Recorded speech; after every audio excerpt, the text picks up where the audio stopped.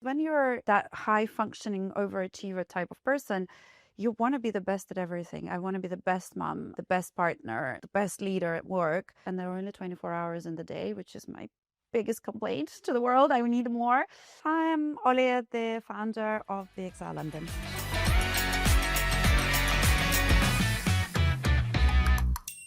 Welcome, Olia. Hi. So today we are going to talk about the women before BXR, the motherhood chapter, which essentially took you from brain fog to business model, and what goes behind the operating of a gym. I want to start with something that you mentioned to me when we last spoke.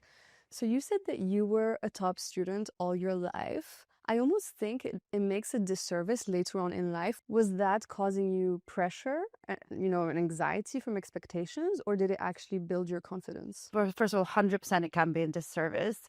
I think what's important here is the way I've become that A-star student was through incredibly hard work. I used to rewrite the entire textbook before the exam in different colors, pretty notes. I would put it all over my walls and I would sit there for hours and learn it all. But that builds not confidence. That one thing that it builds is discipline. And in your everyday, when you run a business, it's like a roller coaster. Every day something bad happens, you have to decide quick, you have to think on your feet.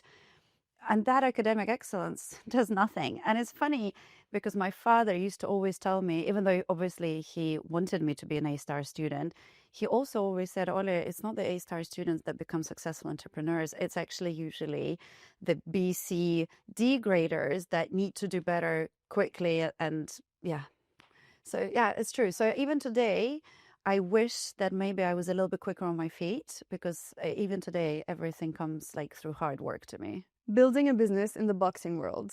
And boxing is often described as a highly mental game as much as it is physical. Do you think that taught you some of those skills, being a little bit more agile, being a little bit of a fighter, being stronger and resilient as a founder? Honestly, I don't think it's boxing per se. I was definitely very much inspired by the discipline, by the sport of boxing because of the mental strength that you have to have, the discipline that you have to have.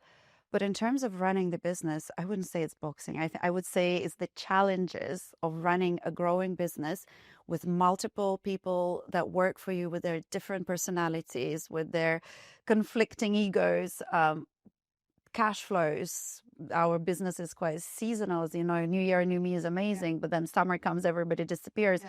It's that's built the resilience, not the boxing. I think the steepest learning curve would be management and management of people because it is actually really hard. And also we all come from different cultures. So obviously I am originally from Russia. I was born and I grew up until the age of 15. So what my culture is known for, we are very, very, very hospitable, very warm, but not at first. And we're also very direct. And even like, for example, in my emails, oh my God, I actually have a real case of somebody resigning. And the reason for resignation was the tone of your email. And I forget when I write those emails that the person who's reading my email cannot see my smiling face, my warm ambience that I put forward out there. So they read it as an angry Olia dictating what needs to be done, and it's a true issue. So I think that for me was probably the steepest learning curve that I had to understand, but also had to learn how to be a little bit softer because you know this phrase, it's lonely at the top. Like when you work so hard, it's my responsibility to make sure salaries are paid, the rent is paid, all these huge, huge, huge liabilities that we have. But people don't know about it, right? So they see me walking in, let's say at 9 a.m., not even at 6 a.m., like there when their shift started. And they think that everything comes easy. But actually, I've been up from 6 a.m. also getting my kids to school, worrying about the bigger financial picture. There's a concept that I like, leader is a beacon, where you walk in and you have to inspire everyone. And I wish I was that. But you can't be that. You can't be that every day, 100% of the time. It's impossible. And cultural differences in the workplace is such a big thing. Like I remember when I just started my career here in the UK, it was a very diverse team.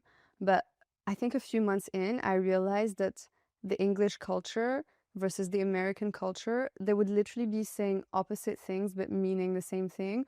So actually, let's rewind to your early days in the office, which was in finance. And when you left finance, it wasn't because you lacked ambition. Actually, it was because the system and the structure didn't fit with your new reality of building a family.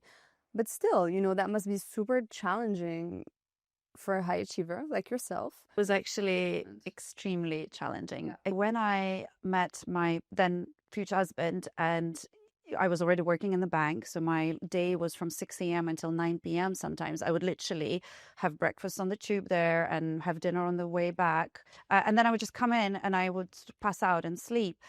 And then obviously the relationship develops and we decide to build a family. And he looks at me, he's like, there's no way, like you can't do this. And being the overachiever, somebody who's worked so hard, like top school, top university, top job, crazy hours, I'm like, whoa, this is really scary. So I sat down and I said, Olia, you have worked so hard all your life. It's actually okay to take a little break. But I was very strict with myself. I said, this break is going to be 5 years. And in exactly 5 years, you're going to start something. You know what? Actually, when it did happen 5 years later, it's funny, but it wasn't planned. I literally just 5 years on the dot, I sat down. I'm like, whoa, I'm not enjoying this. I have incredible family, 2 kids by that point. Everything seems on the outside, everything seems so perfect, but I just wasn't happy. And then what interestingly happened, I bought myself a copy of FT newspaper. I realized I couldn't follow the same mergers and acquisition stories. Like my brain, after having 2 children, was completely melted. I don't know what other word to use. I just couldn't. The letters didn't make sense. And I was horrified. From somebody who reads like a book a week to not being able to read short articles. And that's how I made a decision to enroll in the MBA. So this is what happened in 5 years. I was like, okay, I'm going to go do an MBA to restart the wires. I studied in London School of Economics, which is extremely advanced when it comes to economics and business. So I'll be frank with you. I don't think I've learned much new in my MBA. But what was important is getting back into the discipline, back into the thinking process. And as part of my MBA, I wrote a business plan for BXR. I love this MBA story. Honestly, it sounds like something that I would do if I was in your shoes, if I am in the future. Because it's true, like your brain was so trained and wired to operate and think in a certain way.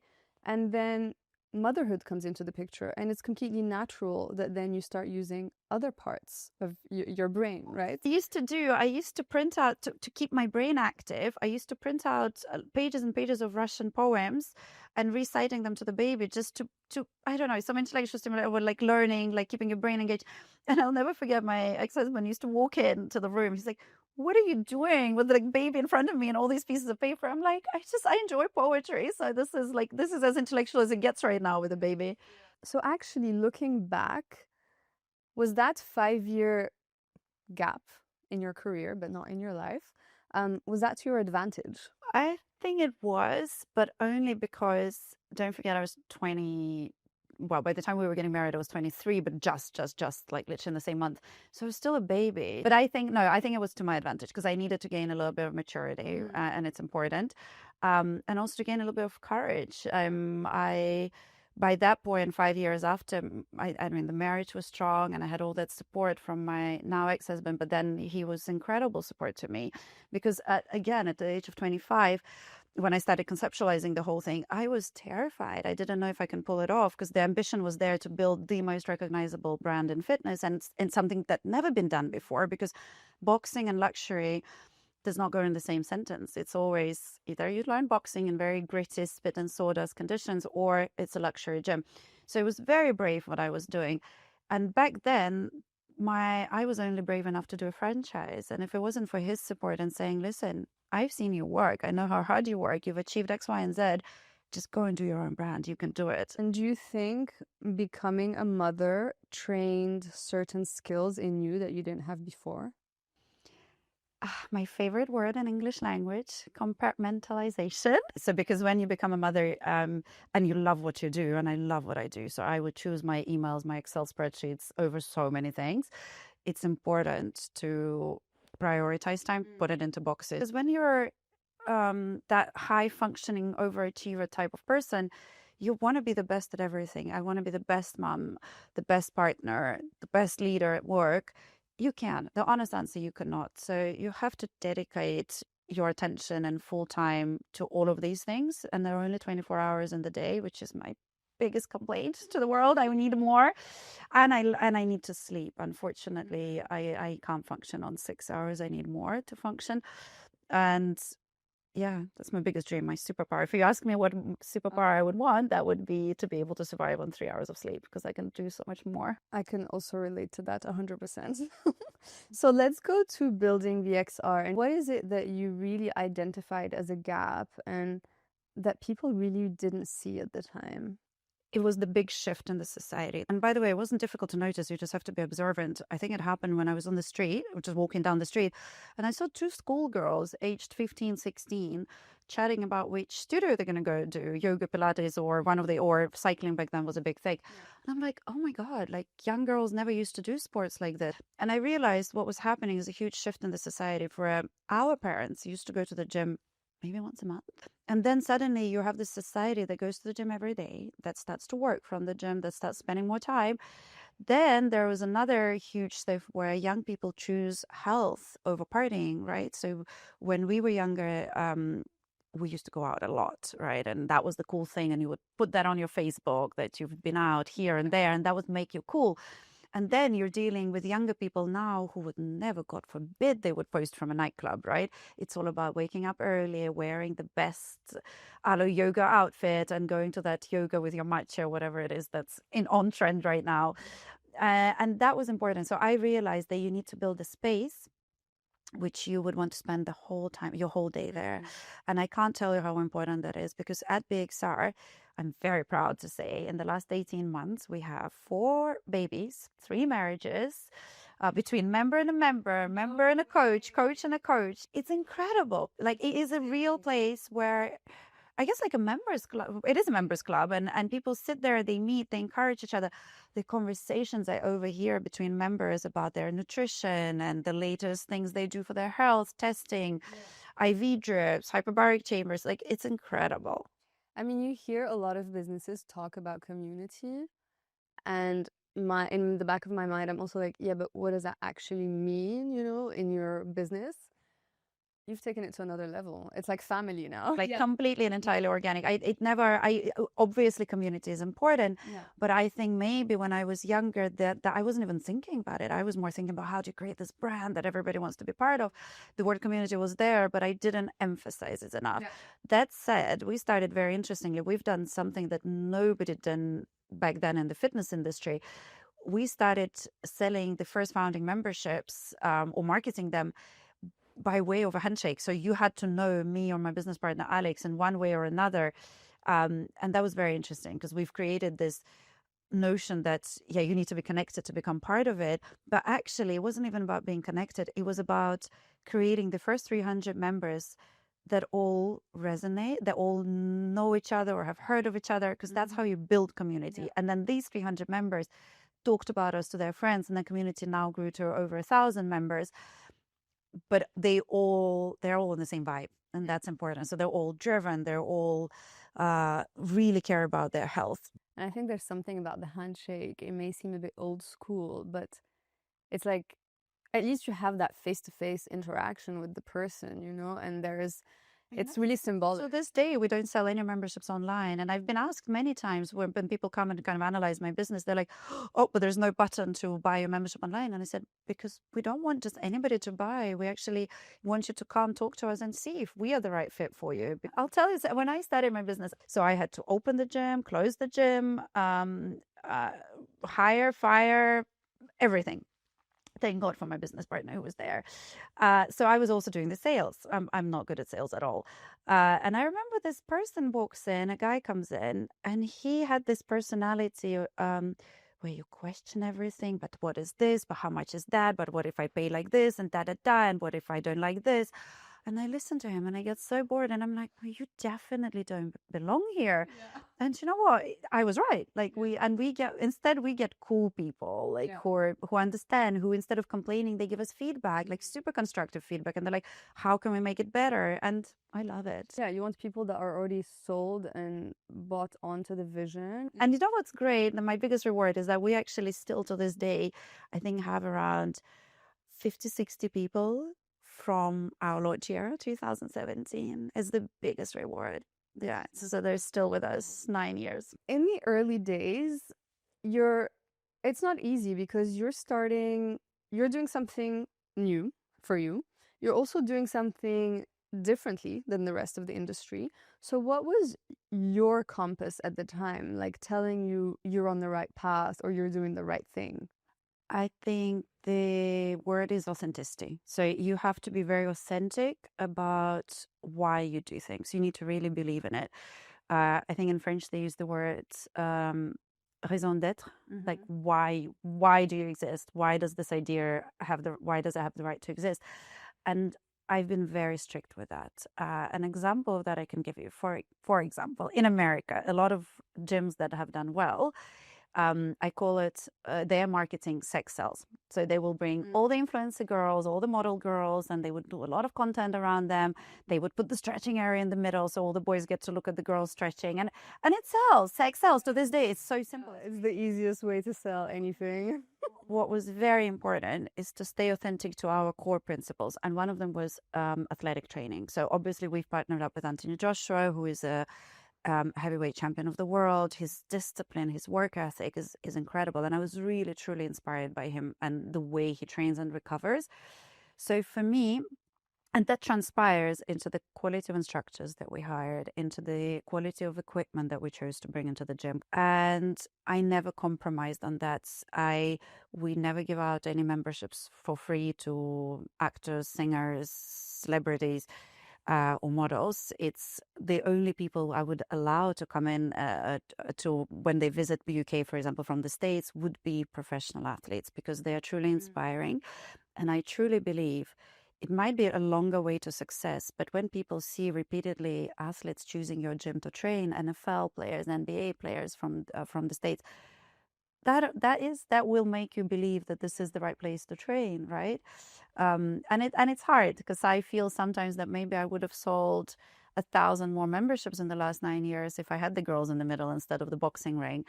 But that's not how we do it. For example, right now I'm scaling the business into the Middle East. And one night I remember I woke up and I'm like, anxiety, panic attack. I'm like, oh my God, but why am I doing this? Why Abu Dhabi, for example? Because we chose Abu Dhabi, not Dubai, which is a counterintuitive choice for many people. And so I literally stayed up all night. I'm like, I need to define this better. And I got to the bottom of it. One of the authentic reasons why I'm doing Abu Dhabi is because it's a great place to live, phenomenal beaches, phenomenal quality of life. I want to move there. But when I go to Abu Dhabi, it's very difficult to make friends. It's an extremely corporate capital. Everybody's in a suit. Everybody's like just for business. Then they go back to Dubai. And when I spend time there, I really struggle. It's not like Dubai or London where you walk in, everybody's from somewhere. And I basically realized that Abu Dhabi, in particular, a lot more than Dubai, needs a place like BXR, where it's a community-driven place, which has a large lounge. One thing I've been criticized so many, so why do you put this cafe in the middle of BXR? It doesn't make money for the gym. I was going to ask that, like, why do you think, especially in the early days, and I guess even now, like industry people really underestimated or questioned your choices of some of the things, especially that you did differently in the early days? Because there's such a concept as revenue per square foot. You have to be making revenue on every square footage of your gym. So if you put, like, let's say 5 treadmills, that means 5 members are running at the same time, making you money, paying you for that time. In a cafe, in gyms, I think traditionally they don't make a lot of money because it's that supplementary service where people just come and kind of use your square footage without paying much, except for a coffee or a shake. But I can't tell you enough how important it is for building the community, for people meeting each other, for the events that we host, our birthday parties, it's really, really importantly. And I've built a space which is suited for these people who want to spend more time. They want to come back every day, not just training, but a recovery as well. So now people who care about their health, they want to test their blood, they want to test their gut microbiome, they want to bring all of that under one roof. So, for example, in our launch in Abu Dhabi, we're really making a big emphasis on that. So we want to have hyperbaric chamber, infrared sauna, traditional sauna, steam room, red light panels, lymphatic drainage massage, all of that has to be under one roof and is expected by clients who join a premium gym. A lot of people think of longevity is how do I live the maximum amount of years, to 100, over 100, etc. For me, for example, longevity is completely different. It's how do I live my best life and perform at the peak of my performance right now. And I don't care whether it's to 70, to 80, I actually don't mind. I just want to be at the top of my game now. And so I have more energy, less brain fog. I don't want to live longer. Like, I don't need to live till 120, you know? Why would I do that? Suffering towards the end. But I do want to live younger or better or more optimized in the years that I am alive. So what's super interesting and what I love about your story is that you didn't come from a fitness background. To add to this, you're entering a very male-dominated sport when you look at just boxing in of itself. So how did that outsider perspective turn out to be an asset for you? How did you use that to your advantage? I think actually entirely to my advantage. And the reason for that, a lot of gym brands are started by a coach. So somebody who dedicated their life to sports science, right? It's a degree, it's a 5-year degree, it's very scientific. But then they get really carried away to being a perfectionist when it comes to sports science, and they forget about marketing. They forget about financial part of the business. They probably not very familiar with the concept of ever growing overheads every day. So the fact that I come from finance and my passion is building brands actually helped me. It's about finding the right people that you trust for delivering the best product. So I've put together the brand concept. And it was fascinating those 30 days when we were conceptualizing the brand, choosing the name, the colors, the fonts, the logo. Incredibly interesting process. I had very little knowledge of fitness itself. But I, for example, met a person called Gary Logan, who's an ex-British champion in boxing. And he was so kind, smiling, enthusiastic, charismatic, and a very, very, very respected boxer. And I said, you know what? This is yours. You are now head of boxing BXR. I trust you with my life. Please put the best team together. And he did. And he stayed with me for many, many years. He changed careers now. But it was incredible. And then the same thing we did with the clinic. We partnered with the best clinic in the UK. That was a partner for Team GB in the Olympics to develop our recoveries. So physio, osteo, massage. We have a head of strength and conditioning. So somebody who's a doctor, he has a doctorate in this science. Yeah. And so when Alex joined you as a co-founder, did you find it difficult to bring someone in? No, it was actually the most natural thing that ever happened. I met Alex very, very early on when we were halfway through the build of BXR. He was the ambassador for the Equinox brand, various boot camps. So he knew a lot more about the industry and also about management because he comes from the nightlife industry. He's built one of the best nightclubs in London back in the day and then sold them successfully. So he came in, and one very clear example, he looks at my studio for strength and he's like, how many people do you think are going to use the studio? I'm like, I don't know, maybe 6, 7 people can fit in here. He's like, and how much money are you going to make in the studio? Because interestingly, in the studio market, you pay a fee to an instructor, obviously pay rent and water and electricity. So you have to have an X amount of people paying for that hour to be able to afford that square footage. He's like, Olia, you need to move this wall 3 meters to have 20 people, not 6. And he did. He moved that wall and it saved everything. It was so fascinating to bring our own two minds together that are complementary.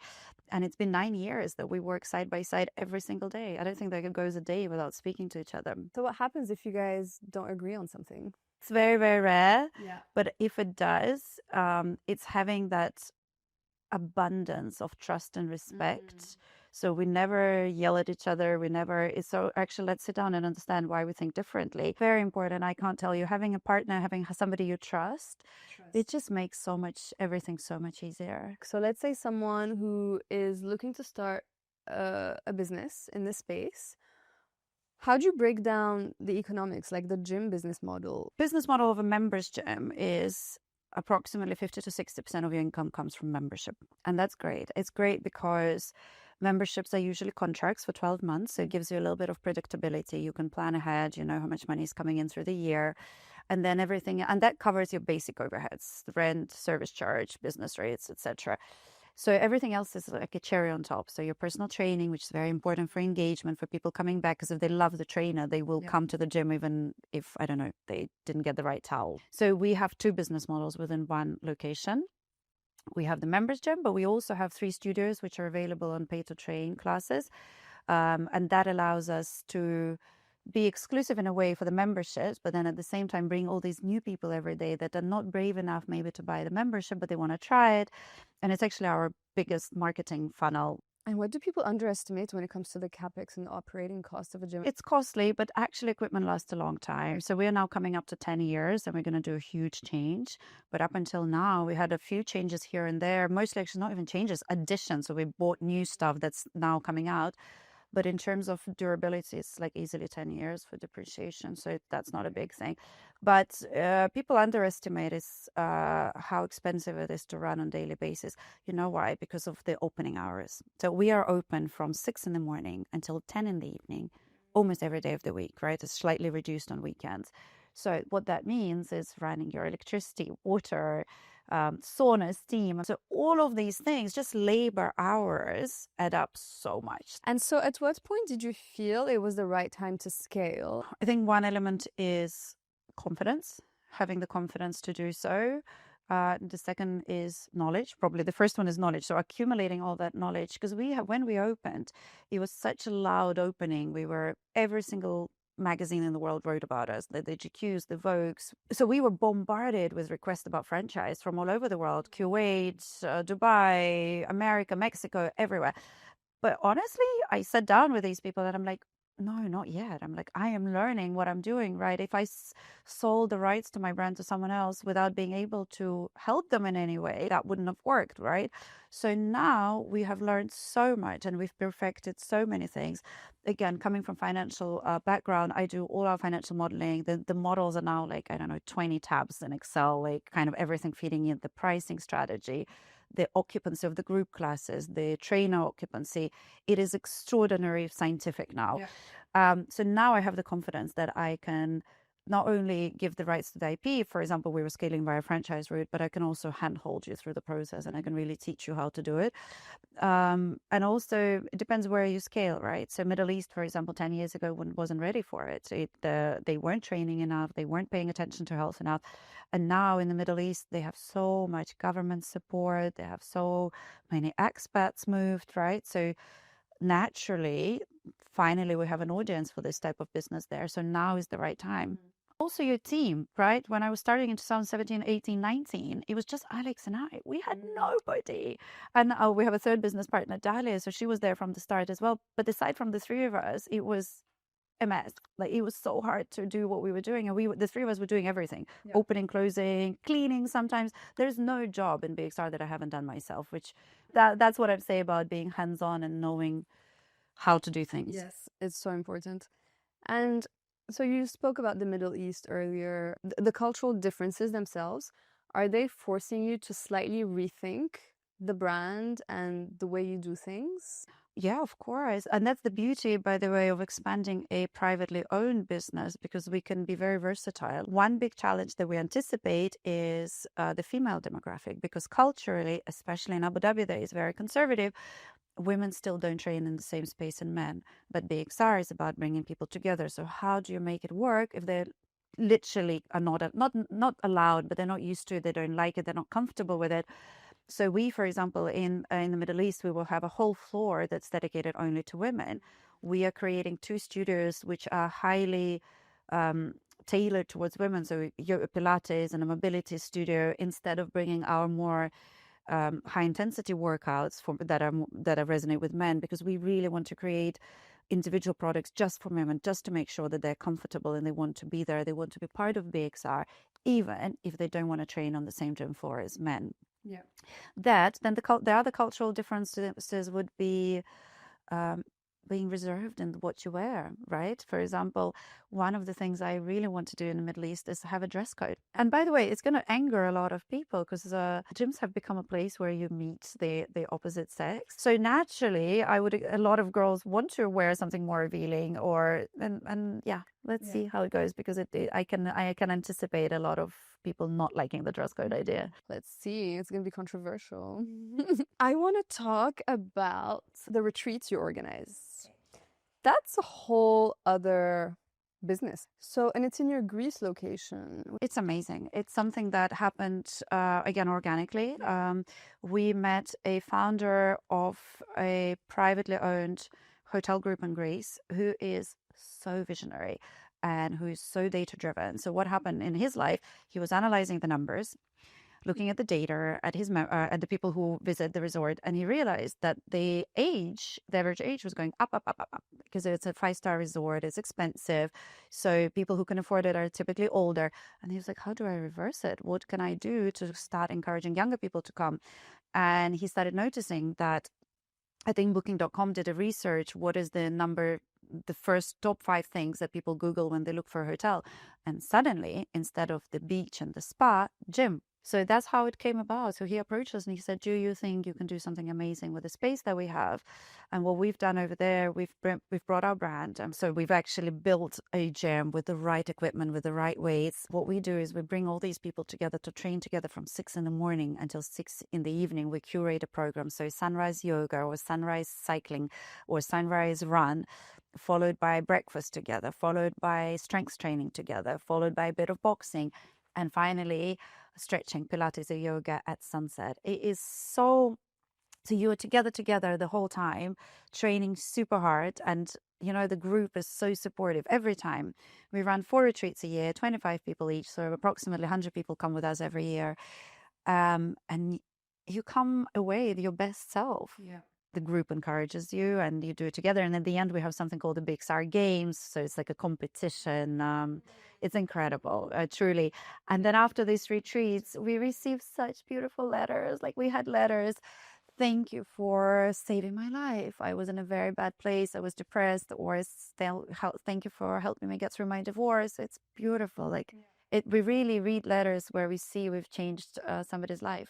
We forget how important fitness can be to improving mental health and helping someone come out of a rough patch, or just completely changing the way they think about themselves. Like, do you sometimes realize that the work that you do impacts people with such profound and long-term effects? I'm really bad at it.